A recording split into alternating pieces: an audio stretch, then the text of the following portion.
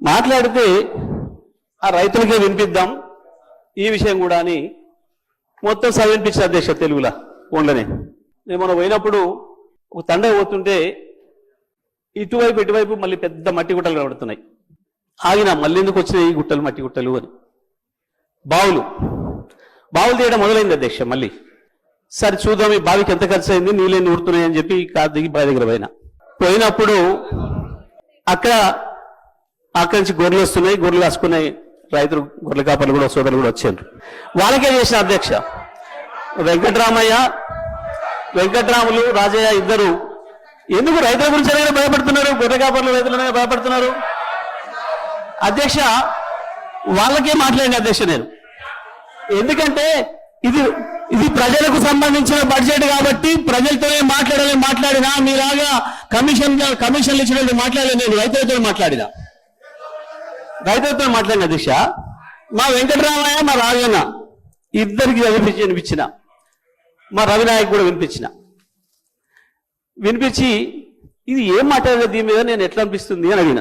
ఇలా నీకు అర్థం కాదేమో సార్, దీంట్లో మా ఊర్లే వెంకటయ్య అని ఉండే, ఆయన ఊర్లో ఏతుల వెంకటయ్య కూడా అందరూ ఆయన కథ ఉంది ఇలా అన్నారు. ఏం కథ అని అడిగిన. ఏం లేదయ్యా, ఒకరోజు పొద్దున్నే ఆయన భార్య సర్పంచ్ కాడికి వచ్చింది. ఆయన భార్య సర్పంచ్ కాడికి వచ్చి కంప్లైంట్ చేసింది, మా వెంకటయ్య నన్ను కొట్టిండు, జర పిలిపించి మాట్లాడమని చెప్తే ఆయన పిలిపించిండు పెద్ద మనిషి.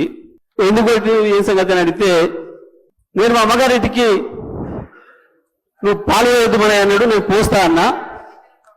నువ్వు పాలు వేస్తే ఊరుకోని అన్నాడు, నేను పోసి తీరుతానంటే నన్ను కొట్టిండు. పాలెక్కడి, నీకు బర్రె లేదా పాలెక్కడి అని చెప్పి ఆయన పెద్ద మనిషి అడిగిండు అధ్యక్ష. అడిగితే నాకు 4 బర్రెలు ఉన్నాయి అన్నాడు అధ్యక్ష.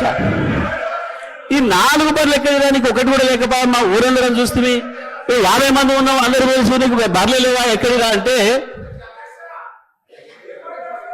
అధ్యక్ష, పోయిన బర్రె దొరికితే, సచ్చింది బతికితే, పోయింది దొరికితే, మా అత్తగారు ఒకటి పెడితే నేను ఒకటి కొంటే నాకు 4 బర్రెలు ఉంటాయి, నాకెందుకు 4 బర్రెలు అన్నాడు. ఇది కూడా అట్లనే ఉంది అధ్యక్ష ఈ గవర్నర్ గారి ప్రసంగము.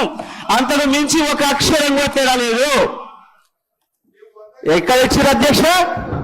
రైతులకు రుణమాఫీ చేసినారు, రైతు భరోసా ఇచ్చినారు, 12,000 రూపాయలు నా ఈజీఎస్ కార్మికులకు ఇచ్చినారు, 12,000 రూపాయలు నా ఆటో కార్మిక సోదరులకు ఇచ్చినారు, 2,500 రూపాయలు మా మహాలక్ష్మి అక్క చెల్లెలకు ఇచ్చినారు, రైతులకు బోనస్ ఇచ్చినారు, తోం బంగారం ఇచ్చినారు.